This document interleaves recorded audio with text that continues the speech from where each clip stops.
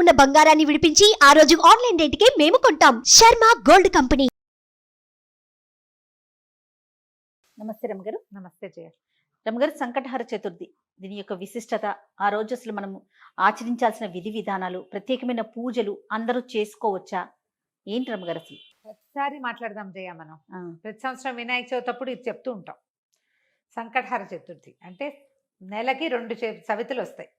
మనం ఎట్లా వెళ్తాం, మన కాలం ఎలా నడుస్తుంది, మంది డేట్ల ప్రకారం పోతుంది. అవును, 1, 2, 3, 4 నుంచి 30 దాకా లేదా 31 దాకా, కొండకుతో 27, 28 దాకానే. అంతే అంతే. అయితే మన హిందూ దీని ప్రకారం, భారతీయ పాత విధానం ప్రకారం చాంద్రమానం నడుస్తుంది. ఈ చాంద్రమానం అంటే చంద్రుడి యొక్క కదలికలతో మన డే మారుతుందన్నమాట. తిథులు అంటాం వాటిని మనం. 28 ఇవి ఎట్లా పోతాయి? 28 కాదు, పోనీ 29, 30 చేసుకుందాం దాన్ని. పాడ్యమి నుంచి మొదలు పెట్టుకుని పౌర్ణమి దాకా 15. ఓకే. అక్కడి నుంచి 16వ రోజు నుంచి మళ్ళీ పాడ్యమి నుంచి మొదలు పెట్టుకుని అమావాస్య దాకా. ఓకే. ఇట్లా మన తిథులు నడుస్తూ ఉంటాయి. ఇందులో ప్రతి నెల 2 పాడ్యములు రావాలి, 2 విధియలు, 2 తదియలు, 2 చవితులు, 2 పంచములు, 2 షష్ఠులు, 2 సప్తములు, అన్ని 2 రావాలి. అవును. 2 రానివి ఏమిటి? ఒకటి పౌర్ణమి, రెండోది అమావాస్య. అవి మాత్రం సింగిల్ డేట్స్. చతుర్దశులు, త్రయోదశులు, దశములు, ఏకాదశులు అన్ని 2 రావాల్సింది. ఏకాదశి నియమం మనకి సాధారణంగా ఉంటుంది. ఎట్లా? శుక్ల ఏకాదశి, బహుళ ఏకాదశి. ఏకాదశి నాడు ఉపవాసం ఉండటం, ద్వాదశి నాడు ద్వాదశ పారణ చేయటం మన తాలూకు హిందూ సంప్రదాయం. అలాగే హిందూ సంప్రదాయం ప్రకారం నెలలో వచ్చే 2 చవితులని మనం వినాయక ఆరాధన చేయవచ్చు. ఓకే. ఈ చవితి ఆరాధన మనం ప్రత్యేకంగా ఎప్పుడు చేస్తాము? వినాయక చవితి చేసుకుంటాం. ఒక శుక్ల చవితి సంవత్సరంలో ఒక్కసారి వినాయక శుద్ధ చవితి నాడు, అది మన భాద్రపద శుద్ధ చవితి నాడు వినాయక వ్రతకల్పం చేసుకుంటాం. వినాయకుడి పుట్టినరోజని, ఆ రోజునే ఆయనకి గణాధిపత్యం లభించిందని, వాళ్ళు ఆయన్ని పూజిస్తే అన్ని విఘ్నాలు తొలగిపోతాయని గణాధ్యక్షుడని ఆయన్ని కొలుచుకుంటాం. అలాగే ప్రతి నెల వచ్చేటువంటి కృష్ణ చవితి నాడు, బహుళ చవితి నాడు వినాయక ఆరాధన చేస్తే సమస్త విఘ్నాలు తొలగిపోతాయి అనేది ఒక ప్రత్యేకమైన నియమంగా చెప్తారు. ఓకే. ఈ నియమాన్ని మనకంటే ఎక్కువగా తమిళులు పాటించేవారు. వాళ్ళు ఎక్కువ పాటిస్తారు. మనకి జాతకంలో కేతు ప్రభావం ఎక్కువగా ఉన్నా, ఏ పనైనా మొదలుపెట్టి ఎప్పటికీ అవ్వకపోతున్నా, పిల్లలు చదువుల్లో వెనకపడుతున్నారనిపించిన, దీనికి మన ఇంట్లో ఉండాలి వ్రతము నియమము ఏం లేదు. పెద్దవాళ్ళు చెప్పిందే చెయ్యాలి, మన ఇంట్లో లేకపోతే చేయకూడదు అలాంటిది ఉండదు. సార్వజనీయమైన వ్యవహారం, ఎవరైనా చేసుకోవచ్చు. మనమే ప్రాబ్లమ్స్లో ఇరుక్కుంటున్నాం. ఏ పనైనా మొదలు పెడితే అవటం లేదు, అన్ని అడ్డంకులే దానికి. ఓకే. వ్యాపారాలకి, చదువులకి, ఇంట్లో ఏదైనా వస్తువులు తరచుగా పాడైపోవటం, ఇది కూడా జ్ఞాపకం పెట్టుకోండి. మిక్సీ రిపేర్ చేయిస్తావు, వెట్ గ్రైండర్ పడుకుంటుంది. దానికి ఏదో చేయిస్తావు, వాషింగ్ మెషిన్ ప్రాబ్లం వస్తుంది, అది అయిపోయింది, సూయింగ్ మెషిన్ పడుకుంటుంది. ఇట్లా రిపేర్లు చేస్తూ ఉన్న వాళ్ళు ఉంటారు చూడు. నేను కూడా ఉన్నా ఆ లిస్ట్ లో. అవునండి. నేను ఒకటి రిపేర్ చేస్తే ఇంకోటి వస్తుంది. ఒకటి మొదలు పెడితే పాపం లిస్ట్ వస్తుంది, వస్తూనే ఉంటుంది. మా వాళ్ళ ఇంట్లో ఎక్కిరిస్తున్నారు, ఒకటి రిపేర్ చేయకుండా ఉంచుకుంటే అది ఒకటే ఉంటుంది నీకని. అట్లా ఒకటి వస్తుంది. ఏమీ లేవనుకో, మెళ్ళ పెట్టుకుంటే నల్ల పసలు కొలిసేనే టిక్కని విరుగుతుంది, ఆ పస విరిగిపోతుంది. నిజంగా నిజం రఘు గారు. చెవిదుద్దులు సీలలు విరిగిపోతాయి. కొంతమంది జాతకాలు ఉంటాయి చూడండి, ఒక వరుసగా వస్తాయి, ఆగితే మళ్ళీ ఆగిపోతాయి. 2 సార్లు 2 బంగారపు వస్తువులు అయినాయి. ఓ వారం ఏమో ఒక 15 రోజుల్లో ఒక మొదటి ఫోర్ట్నైట్ లో చెవిదుద్దు సీల బిళ్ళ విరిగి చేతిలోకి వచ్చింది, పొల్లేమో ఆ గొట్టంలో ఉండిపోయింది. ఇదేమిట్రా ఇలా అయింది, దీన్ని చేయించాలి అనుకుంటున్నా. సరిగ్గా 15 days తిరగగానే చిన్న గొలుసు ఒకటి పెట్టుకుంటాను నేను, హుక్ దగ్గర విరిగింది. దాన్ని రిపేర్ చేయించా, చెవిది ఈ గొలుసు విరిగింది. గొలుసు ఇంకా రిపేర్ చేయించలేదు, ఉంచారు. మళ్ళీ ఇంకోటి వస్తుందని. నెక్లెస్లు అవి లింకులు ఊడిపోతే ఏం చేస్తాను, అలా అనిపిస్తుంది నాకు. ఇలాంటి వాళ్ళు వీళ్ళందరూ సంకటహర చతుర్థి చేసుకోవచ్చు. సంకటహర చతుర్థి చేసుకుంటే బిజినెస్లో ఇబ్బందులు, చదువుల్లో ఇబ్బందులు, చిన్న చిన్న ప్రమాదాలు, ఇళ్లలో ఏ పని అనుకున్నా అవకపోటాలు, వీటన్నిటికీ సమాధానంగా ఉంటుంది. జాతకాల్లో అయితే మాత్రం కేతువు తాలూకు ప్రభావం ఉన్నప్పుడు, కేతువుతోటి ఇబ్బందులు పడుతున్నప్పుడు, గ్రహస్థితుల్లో కేతు ఉన్నప్పుడు కూడా మనం ఇది చేయమని చెప్తారు. ఏదైనా ఇంటి ప్రయత్నం చేస్తున్నప్పుడు ఆగిపోతుంది, అప్పుడు కొన్ని వారాలు మొక్కుకుని మనం కొన్ని నెలల పాటు చవితులు చేసుకోవచ్చు.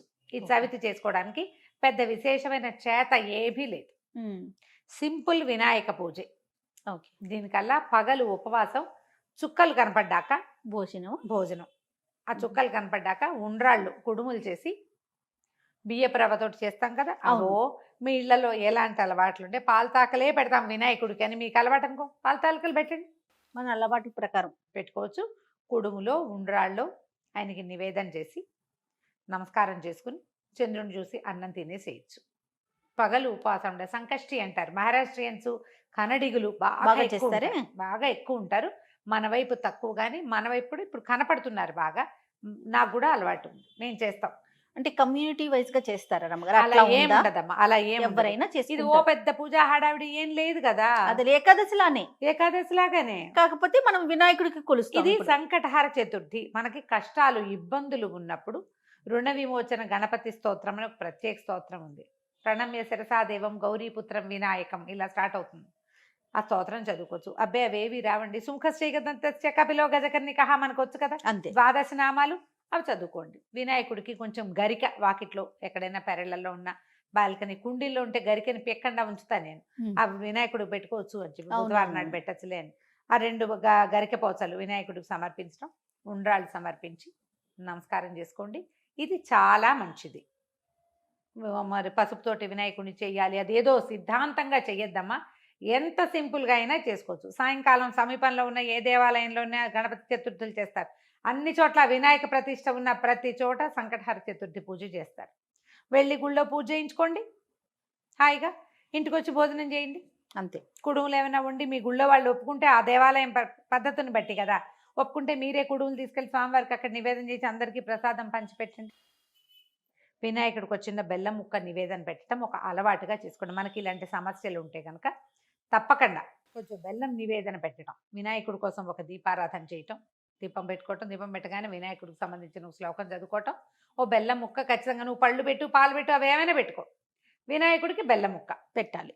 ఇలా నివేదన పెడితే మనకి చాలా సమస్యలు తీరుతాయి.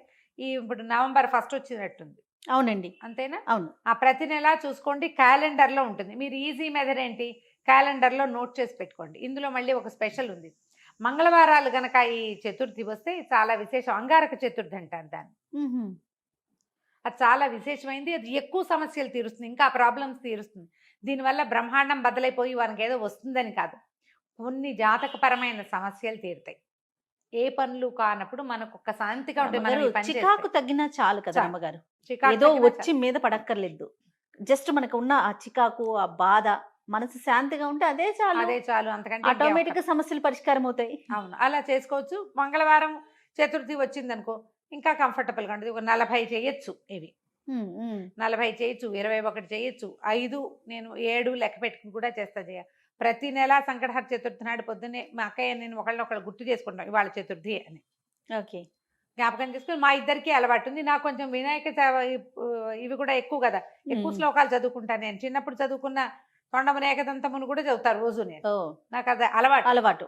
ఎవరి అలవాట్లు వాళ్ళవి కదా, మీరు అలవాటు చేసుకోండి. ఏదైనా ఇలాంటి సమస్యలు ఉన్నప్పుడు ఇట్లా చేసుకోవచ్చు. ఇది కొన్నాళ్ళు చేసి మానేయచ్చా లాంటి ప్రశ్నలు వస్తాయి ఎంతసేపు. కొన్ని వారాలు నియమంగా పెట్టుకోండి, కొన్ని నెలలు, ప్రతి నెల సంకటహర చతుర్థి చేయాలి. 2 సార్లు సంవత్సరం 2 సార్లు వస్తుంది కదా.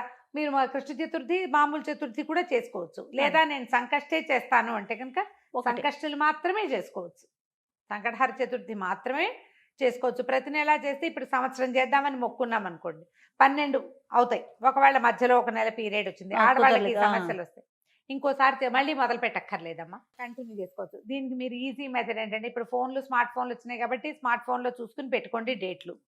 నేనైతే క్యాలెండర్లో రౌండ్ ఆఫ్ చేసి పెట్టుకుంటా ఇవాళ చతుర్థి అని. వాళ్ళు కూడా ఎర్ర వినాయకుడు బొమ్మ వేస్తుంటారు, అక్కడ వినాయకుడు బొమ్మ కనపడుతుంది, టీటీడీ వాళ్ళ దాంట్లో కనిపిస్తూ ఉంటుంది. సో గుర్తుపెట్టుకుని ఆ రోజున మీరు చేయవలసింది ఏంటి, వినాయకుడికి సంబంధించిన స్తోత్రం చదువుకోవటం, గరిక 2 గరిక పోచలు తెచ్చి వినాయకుడికి సమర్పించడం, కొంచెం కుడుములో ఏవైనా నివేదన చేయటం, పగలు ఉపవసించి చంద్రుడు కనపడ్డాక దండం పెట్టుకుని భోజనం చేయటం చేసి చూడండి. మీకు చాలా ఇబ్బందులు తొలుగుతాయి. పెద్ద విశేషంగా ఏదో మాత్రం కాదు, మంచిది. మీకు ప్రధానమైనది ఏంటంటే ఇబ్బందులు తొలుగుతున్నట్టు కనపడుతుంది కనీసం. అది రైట్ అమ్మగారు. నమస్తే. నమస్తే జీ.